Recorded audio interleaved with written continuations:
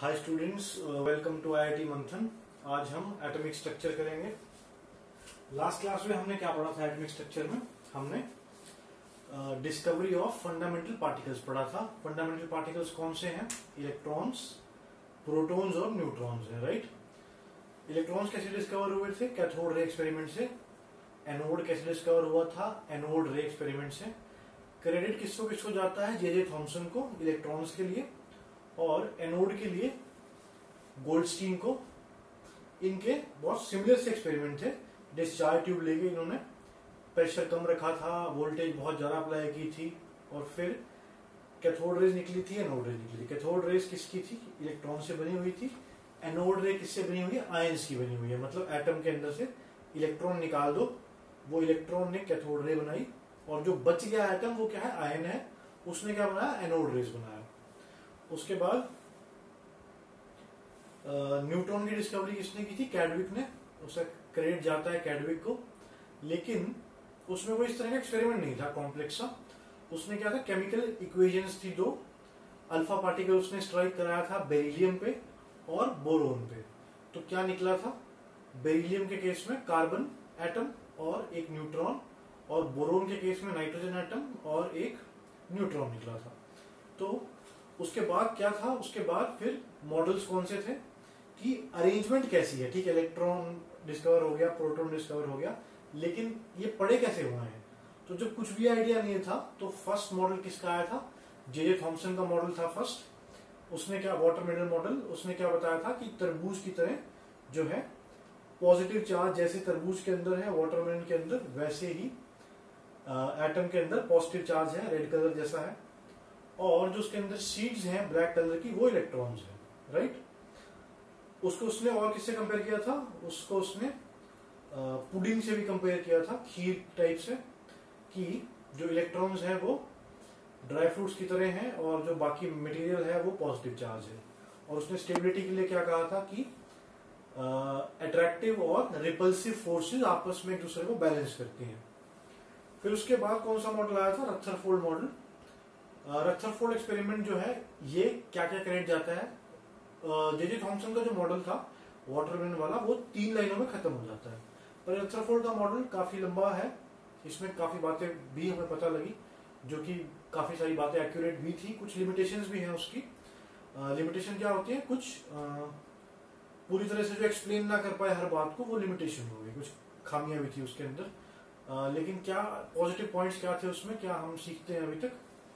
कि उसने क्या बताया था? एक तो न्यूक्लियस है जो कि बहुत हैवी है।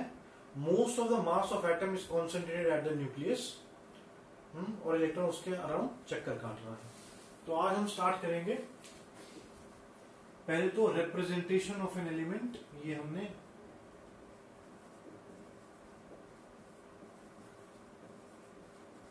मोल कॉन्सेप्ट में ही पढ़ा था हमने। ये कैसे रिप्रेजेंट करते हैं? कोई एलिमेंट है, ये उसका एटॉमिक नंबर हो गया और ये उसका मास नंबर हो गया। एटॉमिक नंबर, ये हो गया उसका मास नंबर। तो एटॉमिक नंबर क्या होता है? Atomic number is number of protons. देखो, ये एक एटम को रिप्रेजेंट कर रहा है, ठीक है। जितने प्रोटॉन्स होंगे उतने इलेक्ट्रॉन्स होंगे। क्यों? Atom as a whole is neutral. Atom is neutral, और एटम के अंदर number of electrons is equal to number of protons. तो हम बोल सकते हैं कि जितने प्रोटॉन्स हैं उतने ही इलेक्ट्रॉन्स हैं। मतलब ये जो इंफॉर्मेशन है, ये इसको एटॉमिक नंबर बोलते हैं, ठीक है। अगर डायरेक्ट ये ना दिया हो, ऐसे रिप्रेजेंटेशन ना हो, कहीं पे क्वेश्चन में दिया हो कि एक एलिमेंट है उसका एटॉमिक नंबर ये है, तो हम समझ जाएंगे कि वो प्रोटॉन्स की बात कर रहा है। और क्योंकि एटम इज न्यूट्रल, तो फिर इलेक्ट्रॉन्स और प्रोटॉन्स के नंबर भी हमेशा बराबर होंगे। तो इससे हमें सिर्फ और सिर्फ प्रोटॉन्स के बारे में नहीं पता लगा, इलेक्ट्रॉन्स के बारे में पता लग गया। Number of protons equal to number of electrons, ये एटॉमिक नंबर। और मास नंबर क्या बताता है हमें?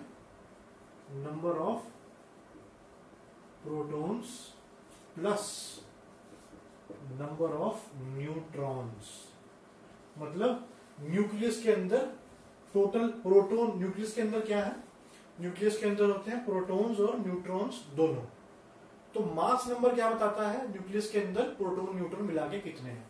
फिर एक और चीज ध्यान रखो, इनको हम न्यूक्लियॉन्स भी बोल देते हैं, नंबर ऑफ न्यूक्लियॉन्स। न्यूक्लियॉन्स क्या है, प्रोटॉन प्लस न्यूट्रॉन। न्यूक्लियॉन्स किसे बोलते हैं, number of protons plus number of neutron. तो एक तरह से मास नंबर क्या बता रहा है हमें, नंबर ऑफ न्यूक्लियॉन्स ही बता रहा है, इलेक्ट्रॉन प्रोटॉन प्लस न्यूट्रॉन। तो इससे हमें सारी इंफॉर्मेशन पता लग गई एटम के बारे में। एटम के अंदर क्या क्या है, इलेक्ट्रॉन है, प्रोटॉन है, न्यूट्रॉन है। इससे हमें प्रोटॉन इलेक्ट्रॉन का पता लग गया, इससे हमें प्रोटॉन और न्यूट्रॉन का पता लग गया एम से। तो अगर नंबर ऑफ न्यूट्रॉन्स रह गया, नंबर ऑफ न्यूट्रॉन्स अगर निकालने हो तो वो क्या होंगे, m माइनस ए, है ना। इसको थोड़ा सा साइड में करो, ये और ये देखो, ये मास नंबर है m, ये a है, ये m है, ये a है। इसमें से ये गया तो क्या बचा, ये a पे, ये इसको a मानो, इसको x मान लो, इसको y, ये भी x हो गया। तो x प्लस वाई, ये m क्या है, x plus Y minus X, x plus Y minus X, क्या बचा, y बचा। y क्या है, नंबर ऑफ न्यूट्रॉन्स, राइट। ये दो क्वांटिटीज का सम है और उनमें से एक क्वांटिटी ये भी है, तो ये इसमें से चला गया तो न्यूट्रॉन बचा। तो यानी इस इंफॉर्मेशन से ये है नंबर ऑफ इलेक्ट्रॉन, ये है नंबर ऑफ प्रोटॉन, और number of neutron is m minus A.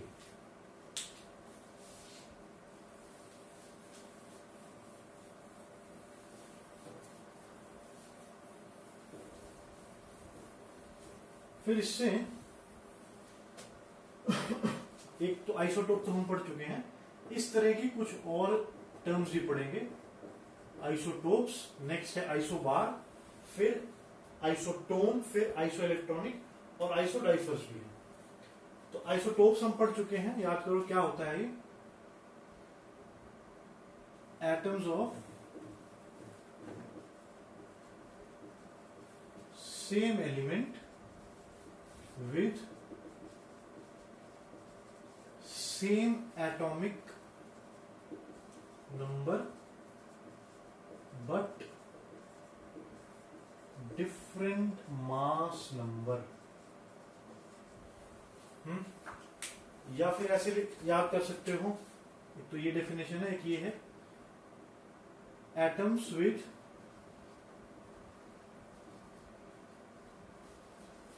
same number of electrons and protons भी,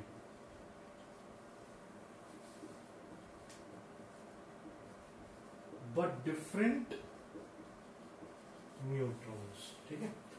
और एक बात और याद रखो, केमिस्ट्री के अंदर जब भी केमिकल रिएक्शन होंगे, जब भी कोई केमिकल रिएक्शन होंगे, तो वो किस पे डिपेंड करेंगे, एटम के नंबर ऑफ एलिमेंट्स, इलेक्ट्रॉन्स पे।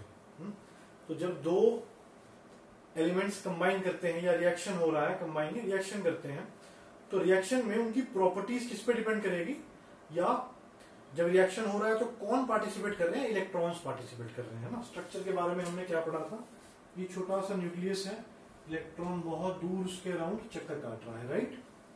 ध्यान दो, इलेक्ट्रॉन न्यूक्लियस के अराउंड चक्कर काट रहा है, न्यूक्लियस बहुत टाइनी है, इलेक्ट्रॉन बहुत दूर है उससे और काफी दूर से चक्कर काट रहा है। तो इसकी जो केमिकल प्रॉपर्टीज हैं, जब दो केमिकल रिएक्शन होते हैं, एक और एटम आएगा ऐसा ऐसा, तो बाहर के जो इलेक्ट्रॉन्स हैं वो ही रिएक्ट करेंगे, न्यूक्लियस नहीं रिएक्ट करेगा। प्रोटॉन न्यूट्रॉन का कोई रोल नहीं होगा केमिकल रिएक्शन में, सिर्फ न्यूक्लियर रिएक्शन में होगा, वो बहुत बाद में पढ़ेंगे। अभी के लिए याद रखो, केमिकल रिएक्शंस में, केमिस्ट्री के अंदर अभी यही याद रखो दिमाग में, कि जब भी दो रिएक्शन हो, कभी जब भी कोई रिएक्शन हो रहा है, तो रिएक्शन की कौन पार्टिसिपेट कर रहा है उसमें, सिर्फ और सिर्फ इलेक्ट्रॉन्स पार्टिसिपेट कर रहे हैं। तो आइसोटोप्स के अंदर क्या है, एटॉमिक नंबर सेम है, मतलब सेम इलेक्ट्रॉन्स होंगे, तो इनकी केमिकल प्रॉपर्टीज भी बिल्कुल सेम होगी, बिल्कुल सेम होंगी। थोड़ा बहुत माइनर डिफरेंस मास की वजह से आ सकता है, स्पीड वगैरह में, लेकिन प्रॉपर्टीज बिल्कुल सेम होगी। तो आइसोटोप के बारे में एक और इंफॉर्मेशन, ये हमने पहले ही पढ़ा था, ये नया है, इनकी केमिकल प्रॉपर्टीज, दो आइसोटोप्स की केमिकल प्रॉपर्टीज सेम होगी। कुछ एग्जांपल देखते हैं आइसोटोप के। ये हाइड्रोजन के 3 आइसोटोप होते हैं, तीनों के नाम भी हमें याद रखने हैं। ये हाइड्रोजन है, ये ड्यूटेरियम,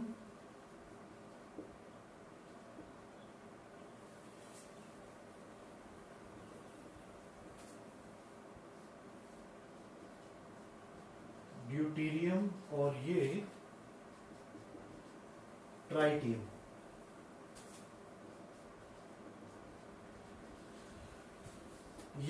ये है हाइड्रोजन भी है, ये नॉर्मल हाइड्रोजन तो सारे ही हैं, पर इनके जो आइसोटोप्स हैं उनको ये बोल देते हैं प्रोटियम। तो यही यूज करते हैं। हाइड्रोजन अगर नाम कहीं पे हो केमिस्ट्री में तो यही नाम होगा, मेरा मतलब है यही आइसोटोप होगा प्रोटियम वाला, जिसमें एक प्रोटॉन है और न्यूट्रॉन कितने हैं? 0। न्यूट्रॉन क्या होता है? दिस माइनस दिस, इसमें 0 आ रहा है तो इसमें कोई न्यूट्रॉन नहीं है।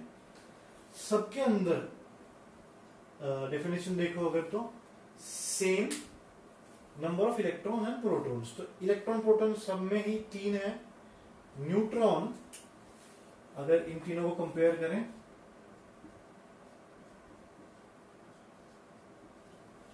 तो इनमें प्रोटॉन और न्यूट्रॉन कंपेयर करते हैं। प्रोटॉन इसमें 1 है, इसमें भी 1 है, तभी आइसोटोप है ना, सेम नंबर ऑफ प्रोटॉन्स है, तभी इनको आइसोटोप बोलते हैं। और न्यूट्रॉन इसमें 0 है, इसमें 1 है, इसमें 2 है।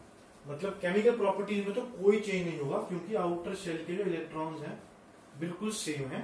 तो जब केमिकल रिएक्शंस होंगे, कुछ इसकी प्रॉपर्टी होगी, कुछ इसकी, कुछ इसकी, बिल्कुल सेम होगी तीनों की, बिकॉज आउटर शेल के इलेक्ट्रॉन्स ही पार्टिसिपेट करते हैं किसी भी केमिकल रिएक्शन में। अब वो तीनों के अगर सेम है तो रिएक्शंस भी सेम होंगे, कोई फर्क नहीं पड़ेगा। सिर्फ और सिर्फ क्या अलग है? मास अलग है, वजन अलग है, प्रॉपर्टीज बिल्कुल सेम है, और नंबर ऑफ न्यूट्रॉन्स अलग है। इसमें 1 भी नहीं है, इसमें 1 है, इसमें 2 है, तभी 1 + 2 3। मास नंबर में क्या होता है? Protons plus neutrons. तो इनके नाम याद रखने हैं हाइड्रोजन के तीनों आइसोटोप्स के। फिर उसके बाद ऐसे ही कार्बन के आइसोटोप होते हैं, कार्बन 12 और दूसरा carbon 14।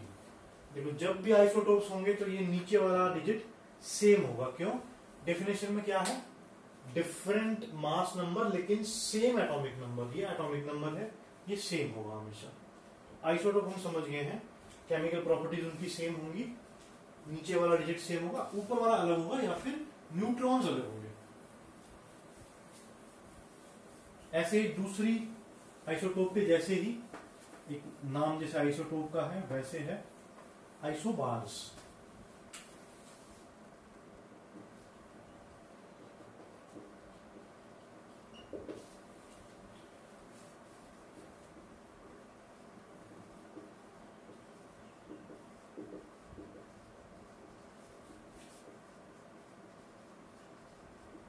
Atoms of different elements with same mass number but different atomic number.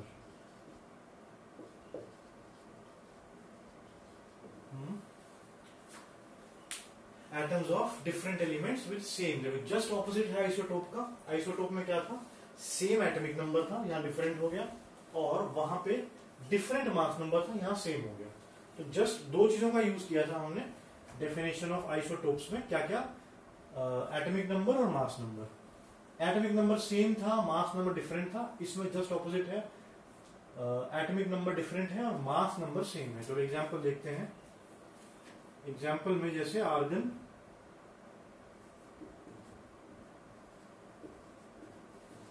Potassium और कैल्शियम। अब क्या चीज सेम है यहाँ पे, क्या चीज डिफरेंट है? आइसोटोप में ये नीचे वाली चीज सेम थी, ऊपर वाली डिफरेंट थी। यहाँ पे ऊपर वाली सेम है, नीचे वाली चीज डिफरेंट है। तो यानी इनमें न्यूक्लियॉन्स सेम होंगे, न्यूक्लियॉन्स सेम होंगे, या तो ऐसे कह सकते हैं न्यूक्लियस क्या होता है, प्रोटॉन और न्यूट्रॉन। तो इनका जो सम आएगा किस किस का, न्यूट्रॉन प्लस प्रोटॉन का सम आएगा, मतलब न्यूक्लियस के अंदर जो टोटल नंबर है वो सेम है तीनों के, इसलिए ये 40-40-40 दिख रहा है, इसलिए ही इनको आइसोबार्स कह रहे हैं। तो न्यूक्लियॉन सेम है, या फिर सम ऑफ प्रोटॉन एंड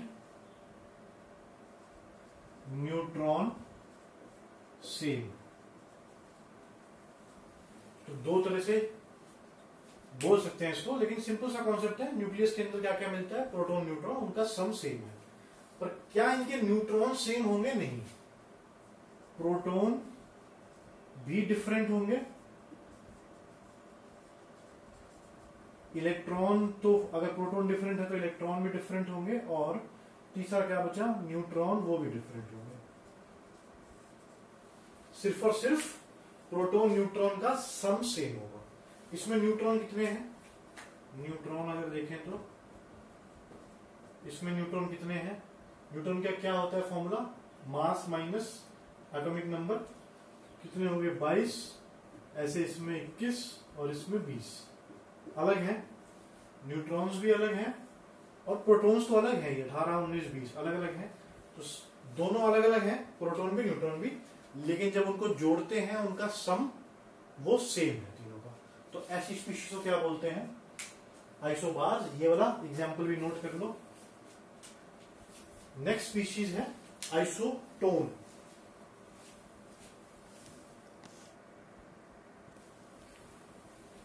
तो फिर आइसोटोप, आइसोबार, और ये तीसरी टर्म है आइसोटोन।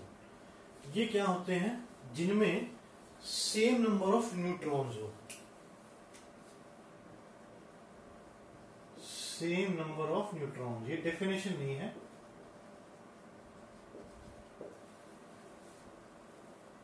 डेफिनेशन ये है, atoms of different elements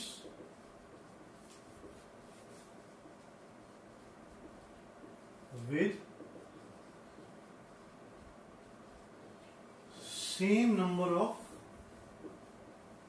neutrons, और डिफरेंट एलिमेंट्स के होने चाहिए। ऐसा नहीं है कि एक ही एलिमेंट को ले लो ना, एटम्स ऑफ डिफरेंट एलिमेंट, अलग अलग एलिमेंट हो। तो फॉर एग्जांपल ऑक्सीजन 816, इसमें न्यूट्रॉन्स कितने हैं, न्यूट्रॉन्स कैसे देखते हैं, 16 माइनस 8, तो कितने हो गए, 8 हो गए, 16 माइनस 8, 8 हो गए।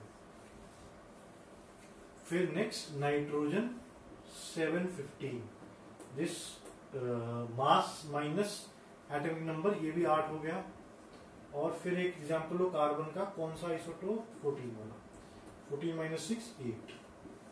अब ये तीनों अलग अलग एलिमेंट के हैं और इनमें न्यूट्रॉन सेम है, तो ऐसे केस को बोलेंगे हम आइसोटोप। आइसोटोप क्या होते हैं, नीचे वाली टर्म सेम हो, ऊपर वाली अलग हो। आइसोबार क्या होते हैं, ऊपर वाली टर्म सेम हो, नीचे वाली अलग हो। और आइसोटोन क्या होते हैं, इनका डिफरेंस सेम। डिफरेंस क्या है इस केस में, 8, 8 और 8। तो हम समझ गए आइसोटोप टोन्स क्या होते हैं, सेम नंबर ऑफ न्यूट्रॉन्स आए या फिर ये डिफरेंस सेम आए जिसमें। नेक्स्ट है आइसो इलेक्ट्रॉनिक स्पीशीज।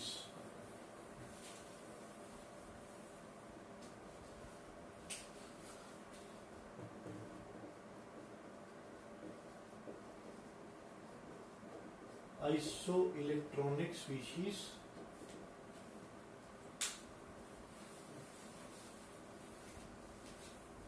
जिनमें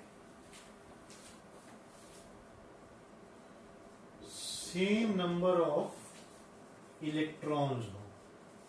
अगर सेम नंबर ऑफ इलेक्ट्रॉन्स हैं तो उनको बोलेंगे आइसो इलेक्ट्रॉनिक स्पीशीज।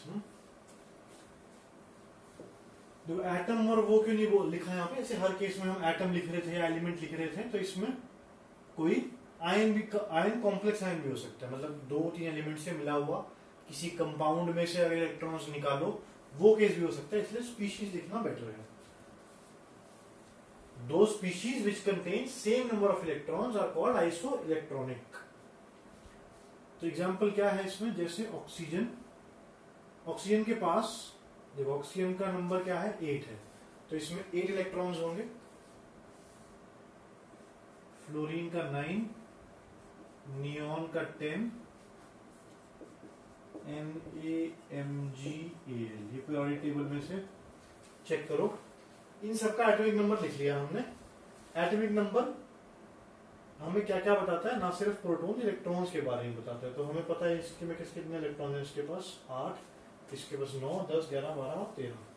तो ऑक्सीजन को अगर ऑक्सीजन ऐसे लिखा है इसका मतलब क्या है, नॉर्मल ऑक्सीजन एटम लिया हमने, उसके अंदर 2 इलेक्ट्रॉन डाल दिए, ठीक है, तभी इसमें चार्ज आया। एटम तो न्यूट्रल होता है, ऐसी स्पीशीज को क्या बोलते हैं, आयन बोलते हैं। आयन मतलब एटम के अंदर या तो हम इलेक्ट्रॉन निकाल लें या उसमें कोई एक्स्ट्रा इलेक्ट्रॉन ऐड कर दें, ठीक है। इलेक्ट्रॉन ध्यान से सुनो, एटम के अंदर जब हम ऐड करेंगे तो नेगेटिव चार्ज बढ़ेगा उसके ऊपर, किसी एटम के ऊपर। इलेक्ट्रॉन्स पे क्या होता है, नेगेटिव चार्ज, तो कि कोई एटम है न्यूट्रल, यही था सपोज ऑक्सीजन का, इसके अंदर हमने इलेक्ट्रॉन डाला तो -1 से चार्ज बढ़ गया, 2 इलेक्ट्रॉन डाले तो -2 से चार्ज बढ़ गया। अब इसके पास इलेक्ट्रॉन्स कितने हैं, तो भाई न्यूट्रल था तो 8 थे, अब 2 और बढ़ गए तो 10 हो गए। ऐसे फ्लोरीन पे आओ, अगर फ्लोरीन पे -1 चार्ज हो, पहले कितने थे 9, एक और एक्स्ट्रा दे दिया उसको, आयन बन गया। अब वो कौन सा है, नेगेटिव आयन, क्योंकि इलेक्ट्रॉन दिया है उसको, तो इस पे चार्ज कितना होगा 10 का, सॉरी चार्ज तो -1 का होगा, इलेक्ट्रॉन्स कितने होंगे इसके पास 10, 9 पहले ही थे। ऐसे नियॉन का केस देखो, नियॉन पे कोई चार्ज नहीं है, पहले इलेक्ट्रॉन थे 10, तो अब भी कितने हुए 10, और इसको ऐसे लिख लो, न्यूट्रल है अभी भी, कोई चार्ज दिख रहा है आसपास नहीं, मतलब जितने इलेक्ट्रॉन थे उतने ही हमें लेने हैं 10। सोडियम के पास 11 है, +1 चार्ज। प्लस चार्ज कब आता है, जब एक इलेक्ट्रॉन हम विड्रॉ कर ले, एटम के अंदर से एक इलेक्ट्रॉन निकाल ले, तो प्रोटॉन ज्यादा हो जाएंगे। जैसे पहले क्या सिचुएशन होगी इसमें, 11 प्रोटॉन और 11 ही इलेक्ट्रॉन, तभी न्यूट्रल है। अब एक इलेक्ट्रॉन हमने निकाल लिया, तो प्रोटॉन तो 11 ही बचे, इलेक्ट्रॉन कितने हुए 10, जिसकी वजह से एक चार्ज आएगा। तो कैसे याद रखोगे, इलेक्ट्रॉन अगर कोई किसी एटम से हम खींच लें तो उस पर पॉजिटिव चार्ज, एक्स्ट्रा दे दें तो नेगेटिव चार्ज। तो इस पे भी कितने हो गए 10। मैग्नीशियम पे 12 है, मैग्नीशियम 2+ लो, कितने इलेक्ट्रॉन्स हो गए उसके पास 10। एल्यूमिनियम के पास 13 है, इसके साथ 3 निकालो, कितने रह गए 10। ऐसी स्पीशीज को हम बोलते हैं आइसोइलेक्ट्रॉनिक स्पीशीज, इलेक्ट्रॉन्स जिनमें सेम हो। अब अगर हमने सब केस कौन से लिए, अभी के लिए हमने एटम्स का एग्जांपल लिया, सारे एटम्स थे फिर आयंस बन गए। तो जो एटम आयन से बन रहे हो उनमें तो हमेशा ये होगा कि चार्ज भी होगा सब पे, हो सकता है किसी एक पे ना हो, बाकियों पे तो चार्ज रहेगा, तभी आइसोइलेक्ट्रॉनिक बनेगी। पर डेफिनेशन क्या रखनी है, सेम नंबर ऑफ इलेक्ट्रॉन्स। और एक और चीज क्या हमने सीखी इसमें, इलेक्ट्रॉन अगर किसी एटम में एक्स्ट्रा डाल दें तो उस पर नेगेटिव चार्ज दिखाना पड़ेगा, जैसे कि -1, 2 डाल दें -2, और अगर विड्रॉ कर ले इलेक्ट्रॉन तो पॉजिटिव चार्ज दिखाना पड़ेगा, जैसे इसमें +1, इसमें 2 इलेक्ट्रॉन विड्रॉ किए +2, इसमें 3 इलेक्ट्रॉन विड्रॉ किए तो +3।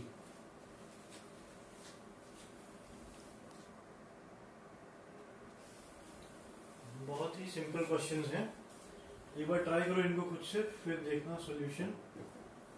लेवल 1 के प्रॉब्लम्स हैं ये। इसमें क्या निकालना है, प्रोटॉन, न्यूट्रॉन और इलेक्ट्रॉन। तो जैसे कि हमें पता है अगर इस फॉर्म में किसी भी एलिमेंट की रिप्रेजेंटेशन दी हुई है तो हम तीनों चीजें निकाल सकते हैं। क्या क्या, प्रोटॉन, न्यूट्रॉन और इलेक्ट्रॉन। ये नीचे वाली चीज क्या है, तो इसके अंदर ब्रोमीन के अंदर यहां लिख लेते हैं प्रोटॉन, इलेक्ट्रॉन, न्यूट्रॉन, ब्रोमीन। ये ब्रोमीन एलिमेंट का नाम है और सिंबल है, और ये यूरेनियम का है। ब्रोमीन में कितने, ये 35 क्या है, प्रोटॉन भी यही, इलेक्ट्रॉन भी यही। फिर न्यूट्रॉन क्या होता है, दिस माइनस दिस कितना हो गया, 80 में से 35 गए 45, ये हो गया 45। फिर इस पे आ जाओ 92, ये क्या है, प्रोटॉन भी यही और इलेक्ट्रॉन भी यही, नहीं प्रोटॉन है ये वैसे तो, लेकिन इलेक्ट्रॉन के बराबर होता है, ठीक है। वैसे अगर डेफिनेशन पे जाएं तो this is equal to number of protons. फिर न्यूट्रॉन क्या होता है, दिस माइनस दिस कितना हो गया, 138 प्लस 8 146 हो गया। न्यूट्रॉन्स होते हैं इसमें 146। कोई जरूरी नहीं है आसपास ही हो न्यूट्रॉन, इसके बहुत काफी वेरिएशन भी है। प्रोटॉन इलेक्ट्रॉन्स के लगभग 1.5 गुना से भी ज्यादा है न्यूट्रॉन। तो ये फर्स्ट क्वेश्चन था, सिर्फ ये इंफॉर्मेशन देनी थी सिंबल से, इस सिंबॉलिक फॉर्म से हमें प्रोटॉन, इलेक्ट्रॉन और न्यूट्रॉन बताना था। ये फिल नहीं है। नेक्स्ट क्वेश्चन देखो, न्यूट्रॉन, इलेक्ट्रॉन, फिर कैल्शियम का एटॉमिक नंबर, ऑक्सीजन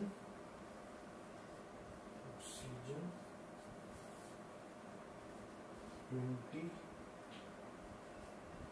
45, 36। हाँ, तो ये इंफॉर्मेशन गिवन है। बाकी हमें सारा टेबल कंप्लीट करना है। बहुत ही आसान है ये क्वेश्चन भी, just like the previous one. और नाइट्रोजन में न्यूट्रॉन दिए हैं, इलेक्ट्रॉन दिए हैं, तो प्रोटॉन भी उतने ही होंगे जितने इलेक्ट्रॉन है, इतना तो हमें पता है।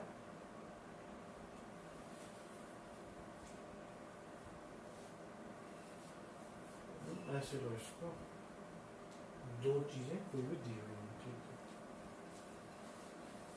हाँ, एटॉमिक नंबर क्या होता है, नंबर ऑफ प्रोटॉन्स 7 हो गए।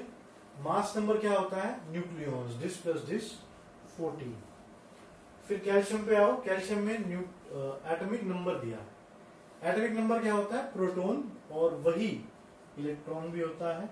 मास नंबर क्या होता है, प्रोटॉन प्लस न्यूट्रॉन, ये मास नंबर है हर एक के लिए। मास नंबर कितना हो गया, ये 40। आज ऑक्सीजन पे मास नंबर दिया है, एटॉमिक नंबर दिया है। एटॉमिक नंबर दिया है तो प्रोटॉन पता है हमें, इलेक्ट्रॉन पता है हमें। 8 नॉट 7।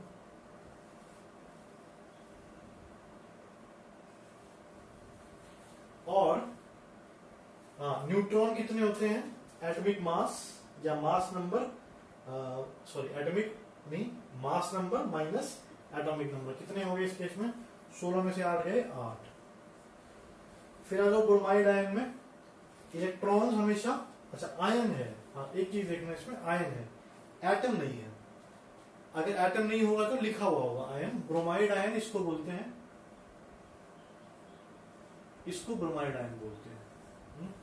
ब्रोमाइड मतलब नेगेटिव वाला, तो इसको बोलते हैं। तो इसमें एक इलेक्ट्रॉन फालतू होगा, प्रोटॉन अगर x है तो इलेक्ट्रॉन इसमें x+1 होगा। हर एटम में तो बराबर होता है, मतलब अगर ब्रोमीन का एटम है, ब्रोमीन का एटम है तो हम कहेंगे प्रोटॉन x है और इलेक्ट्रॉन भी x है, अगर क्या होता एटम होता ब्रोमीन का। लेकिन क्योंकि ब्रोमाइड आयन लिखा है तो ये नेगेटिव वाला होता है, ब्रोमीन में -1, तो इलेक्ट्रॉन एक ज्यादा आएगा।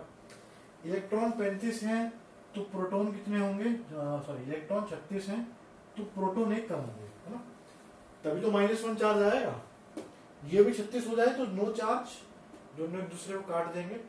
ये 35 है, ये 36 है, 35 पॉजिटिव 36 नेगेटिव, ये जीत गया एक से, तो इसलिए -1 का चार्ज है।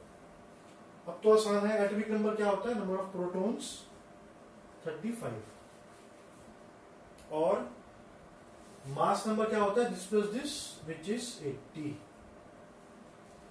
तो ये टेबल कंप्लीट हो गया।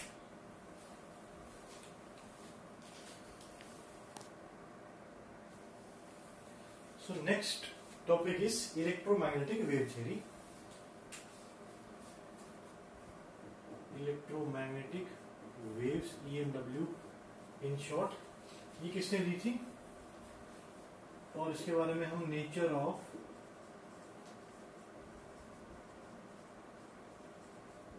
इलेक्ट्रोमैग्नेटिक वेव्स भी पढ़ेंगे। ये दिया था जेम्स क्लार्क मैक्सवेल ने इन अराउंड 1864 के अंदर। तो इसमें हमने क्या पढ़ना है, ये क्यों पढ़ रहे हैं हम, देखो हमने कौन कौन सी थ्योरी पढ़ी थी। एटम की अरेंजमेंट के बारे में हमें किसने किसने बताया था, एक तो जे थॉमसन ने बताया था, बहुत ही बेसिक सा मॉडल दिया था जे थॉमसन ने। अब के मॉडल से कंपेयर करें तो बिल्कुल बेसिक सा मॉडल था, वाटरमेलन मॉडल। उसके बाद रदरफोर्ड ने मॉडल दिया था, थोड़ा एक्सपेरिमेंट उसका अच्छा था।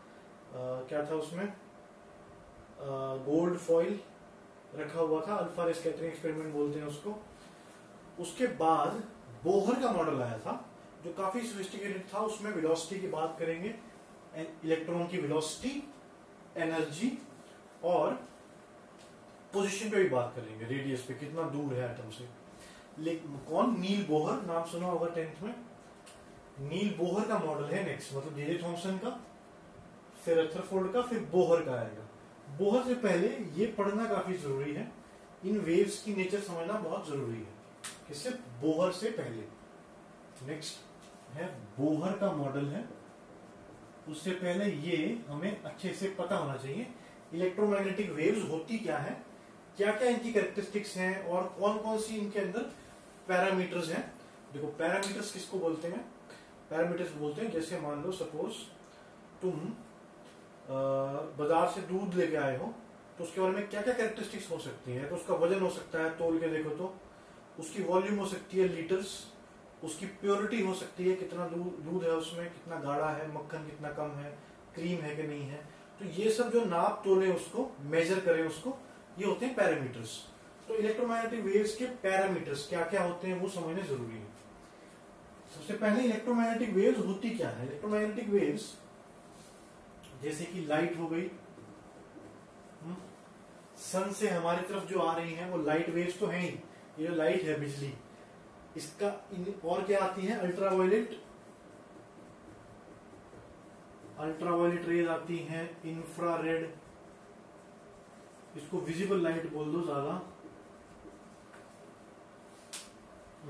लाइट से की जगह विजिबल लाइट बोलो, लाइट के और भी बहुत सारे मतलब होते हैं। तो विजिबल लाइट जो सन से आ रही है, उस तरह की व्हाइट लाइट भी बोलते हैं उसको, उसके बहुत सारे कलर होते हैं, येलो भी हो सकती है, विबग्योर, अल्ट्रावायलेट लाइट, इंफ्रारेड। ऐसे ही रेडियो वेव्स जो होती हैं, रेडियो वेव्स दिखती हैं क्या, इनकी सारी कैरेक्टरिस्टिक्स हैं।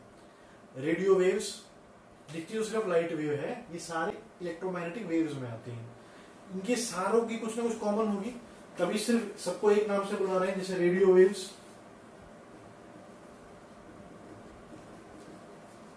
माइक्रोवेव,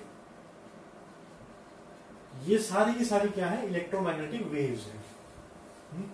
देखो वेव पे आते हैं। वेव क्या होता है, वो तरंग सी होती है, जो रस्सी के अंदर तरंग सी भी हो सकती है। पानी के अंदर जब हम पत्थर फेंकते हैं तब भी पानी इस तरह से डिस्टर्ब हो जाता है। और हमारी साउंड वेव जो है ना, जब हम बोलते हैं तो दूसरे कान तक पहुंचती है बात, कैसे, एयर के थ्रू। एयर के मॉलिक्यूल्स किसी किसी जगह पे पास आ जाते हैं, कहीं दूर हो जाते हैं, वहां ऐसे ट्रेवल करती है साउंड। तो एक तो वेव्स हो गई इस तरह की, जैसे स्ट्रिंग के अंदर रस्सी अगर ले हम ऐसे ऐसे करें तो वेव्स जाएंगी। तो ये कुछ तो वेव्स ये होगी, स्ट्रिंग की वेव हो गई। वाटर के अंदर रिपल्स जो हो गए, पानी के अंदर अगर बहुत सोर्स ऑफ वाटर है अच्छा बड़ा, उसके अंदर उसके अंदर पत्थर फेंकते हैं तो क्या होता है, आसपास लहरें सी बनती हैं, वो भी वेव्स हो गई, वो भी वेव हो गया एक तरह का, वाटर रिपल। और साउंड हो गई वेव। मगर इनको इलेक्ट्रोमैग्नेटिक वेव नहीं कहते, बहुत डिफरेंस है। ये सब अलग पड़ेंगे, हम एक ही है इलेक्ट्रोमैग्नेटिक वेव। इनकी कुछ और पैरामीटर्स हैं, मापदंड कुछ और हैं, इनके कैरेक्टरिस्टिक्स कुछ और हैं, इसके अलग मापदंड हैं। तो ये क्या है, देखो एक तो इसमें हमें कोई भी मीडियम नहीं चाहिए ट्रैवल के लिए। अब सन से जो ये आ रहे हैं इलेक्ट्रोमैग्नेटिक वेव्स आ रही है, कौन सी, विजिबल लाइट, अल्ट्रावायलेट और इंफ्रारेड। तो रास्ते में तो वैक्यूम है, कोई मीडियम नहीं है, तो इनको ना तो कोई मीडियम चाहिए ट्रैवल में, पर इन वेव्स को तो चाहिए। स्ट्रिंग को तो स्ट्रिंग ही चाहिए, साउंड वेव को क्या चाहिए, एयर चाहिए, मीडियम तो चाहिए, वैक्यूम में नहीं, हम बोलेंगे तो नहीं सुनेगा, एयर चाहिए। और क्या हो गया, वाटर वेव, मेरे को पानी चाहिए। तो ये जो वेव्स हैं हल्की फुल्की सी, जो हम भी पैदा कर सकते हैं, ये कौन सी हैं, ये मैटर वेव्स हैं, ये अलग हैं, ठीक है। देखने में ऐसा लगेगा इसमें भी तरंग सा है, इसमें भी है, तो सिर्फ यही सिमिलैरिटीज है, अदरवाइज ये मैटर वेव्स हैं, इनको उससे कंफ्यूज नहीं कर सकते हैं। दूसरा, ये स्पीड ऑफ लाइट से ट्रेवल करते हैं। स्पीड ऑफ लाइट कितनी होती है, 3 × 10⁸ मीटर पर सेकेंड। छोटी मोटी तो नहीं है ना, इतनी स्पीड तो आज तक मैनकाइंड प्रोड्यूस नहीं कर पाया, इतनी ज्यादा स्पीड है। तो ये सारी वेव्स इस स्पीड से ट्रेवल करती है। मतलब अभी सन से, अगर हम सन से, सनलाइट कितनी देर में पहुंचती है, मेरे ख्याल से 8 मिनट में पहुंचती है ना, अगर हम भेजेंगे तो सारी उम्र लग जाएगी। तो ये वेव्स की स्पीड बहुत तेज है, इन वेव्स की, इनको इलेक्ट्रोमैग्नेटिक वेव्स बोलते हैं। इनकी एनर्जी भी बहुत ज्यादा होती है, अभी उस पर भी डिस्कस करेंगे। और इनको कोई मीडियम नहीं चाहिए प्रोपोगेट होने के लिए। तो ये दो डिफरेंस अभी हमने समझने के लिए सुने हैं। अभी पॉइंट्स में लिखते हैं इसको। हम समझ रहे हैं कि इलेक्ट्रोमैग्नेटिक वेव्स क्या होती हैं और वो मैटर वेव से कैसे डिफरेंट है। तो रेडियो वेव्स हैं, माइक्रोवेव, ये सारी वेव्स हैं। स्पीड इनकी बहुत ही ज्यादा है, अत्यंत, 3 × 10⁸ metre per second, which is extremely high. और ये वैक्यूम में भी ट्रेवल हो सकती है। तो उसने थियरी दी थी, किसने, जेम्स क्लार्क मैक्सवेल ने 1864 में। तो क्या था इसमें, any heated source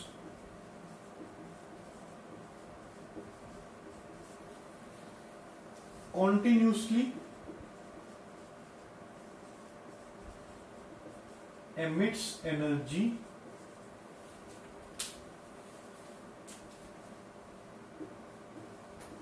in the form of radiations। Heated source क्या हो सकता है, बल्ब हो सकता है, लाइट बल्ब हो सकता है, ठीक है। इलेक्ट्रिसिटी से हीट कर दिया कोई, ठीक है, वो भी इलेक्ट्रिक करंट जो होता है वो भी सोर्स हो सकता है। एनी सोर्स ऑफ एनर्जी, ठीक है, इसको ऐसे लिखो, एनी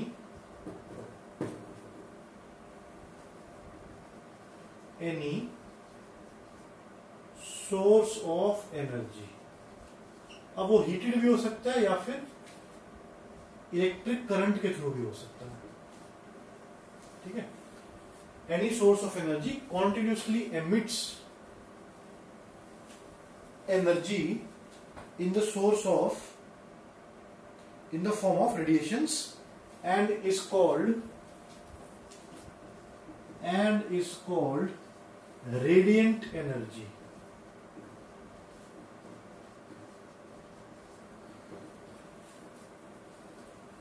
एनी सोर्स क्या हो गया, जिसके अंदर से एनर्जी एमिट हो। एग्जाम्पल के तौर पे बोल रहे हैं, या तो हीट करें जिसको, ऐसे लाइट बल्ब हो गया, फिलामेंट होगी, या इलेक्ट्रिक करंट, उसके अंदर से एनर्जी हमेशा एमिट होगी in the form of radiations, और उसका नाम क्या होगा, रेडिएंट एनर्जी। ये जो वेव्स हैं इसमें, ये जो वेव्स हमने पढ़ी थी इलेक्ट्रोमैग्नेटिक वेव्स, इनमें इलेक्ट्रिक फील्ड भी होती है एंड मैग्नेटिक फील्ड भी होती है।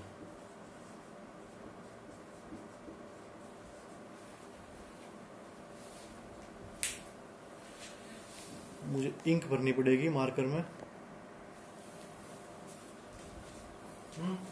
तो कोई भी वेव होगी, इलेक्ट्रोमैग्नेटिक वेव होगी, it will consist of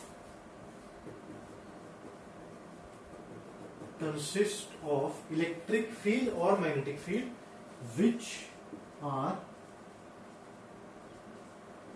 perpendicular to each other and to the direction of propagation of wave। इसका मतलब क्या हुआ, आपस में जो परपेंडिकुलर है ये दोनों फील्ड, और वेव जिस डायरेक्शन में जा रही है उसके परपेंडिकुलर है। कैसे समझो इसको, सपोज वेव जा रही है इस डायरेक्शन में, ठीक है, ये हमारी वेव की डायरेक्शन है। तो ये डायरेक्शन होगी इलेक्ट्रिक फील्ड की। क्या ये परपेंडिकुलर है इसके? हाँ बिल्कुल है। और ये डायरेक्शन हो गई ये वाली, 3D में देख रहे हैं, 2D में नहीं देख रहे। ये डायरेक्शन हो गई मैग्नेटिक फील्ड की। समझ रहे हो? मैग्नेटिक फील्ड की। क्या मैग्नेटिक फील्ड वेव के परपेंडिकुलर है? हाँ, ये एंगल 90 डिग्री मेजर कर लो। क्या ये मैग्नेटिक फील्ड की जो डायरेक्शन है ये इलेक्ट्रिक फील्ड के परपेंडिकुलर है? हाँ, ये 90 डिग्री एंगल है, मेजर कर लो। तो आपस में तो परपेंडिकुलर है ही, क्या इलेक्ट्रिक फील्ड और मैग्नेटिक फील्ड, और जो वेव की डायरेक्शन है उसके भी परपेंडिकुलर है। मैंने स्ट्रेट बनाया है, जबकि ऐसे होगा, वो भी इस तरह से होगी, और ये भी 3D में इसको देखेंगे तो आपस में परपेंडिकुलर है और वेव की डायरेक्शन की भी परपेंडिकुलर है। तो ये दो पॉइंट्स हैं कि कोई भी सोर्स एनर्जी कॉन्टिन्यूसली एमिट करेगा। कॉन्टिन्यूसली को अंडरलाइन कर लेना, क्योंकि ये बाद में थोड़ा सा इसके बारे में ज्यादा डिस्कशन होगी। इसके ऑपोजिट भी कुछ डिस्कवर हुआ बाद में मैक्सवेल के बाद। ये मैक्सवेल ने कहा था कि कॉन्टिन्यूअस है। कॉन्टिन्यूअस मतलब हरदम है, इस तरह से जाएगा। Second consist of electromagnetic field. Third point, they travel with speed of light. सभी की स्पीड बराबर है। कितनी है? 3 इंटू 10, इसको C से डिनोट करते हैं, 3 into 10 to the power 8 metre per second. Fourth point, do not need any medium for propagation. Propagation क्या मतलब? चलने के लिए। तो इनको कोई भी किसी भी तरह की मीडियम की जरूरत नहीं है चलने के लिए, बिना मीडियम के भी जा सकते हैं। तो ये 4 पॉइंट्स इंपॉर्टेंट है इलेक्ट्रोमैग्नेटिक वेव को पूरी तरह समझने के लिए। क्या? स्पीड ऑफ लाइट से ट्रेवल करते हैं, कोई भी मीडियम नहीं चाहिए, वैक्यूम में भी ट्रेवल कर सकते हैं, और इनमें दो फील्ड होती हैं। कौन कौन सी दो फील्ड? इलेक्ट्रिक और मैग्नेटिक। ये दोनों फील्ड आपस में तो परपेंडिकुलर है ही, और जो मोशन जिस डायरेक्शन में हो रहा है उसके ही परपेंडिकुलर है। और फोर्थ पॉइंट क्या था? कोई भी सोर्स जो है वो कॉन्टिन्यूसली एमिट करता है। कॉन्टिन्यूसली का मतलब क्या है? देखो, इसका मतलब क्या है? सपोज ये हीटेड है, ये हीटेड है, तो ये एनर्जी ऐसे ऐसे नहीं दे रहा थोड़ी थोड़ी देर में। हाँ, ऐसे भी हम सोच सकते हैं दे रहा है एनर्जी, कि थोड़ी थोड़ी देर में पैकेट्स आ रहे हैं एनर्जी के। ये कॉन्टिन्यूसली एनर्जी दे रहा है, कॉन्टिन्यूसली, ये मतलब है। तो ये 4 पॉइंट्स हैं। इसके बाद हम पैरामीटर्स पढ़ेंगे, क्या क्या होती हैं वेव्स के, क्या मापदंड हैं वेव्स के, क्या क्या चीजें हमें याद रखनी है। ये प्रॉपर्टीज थी, अब पैरामीटर्स पढ़ेंगे।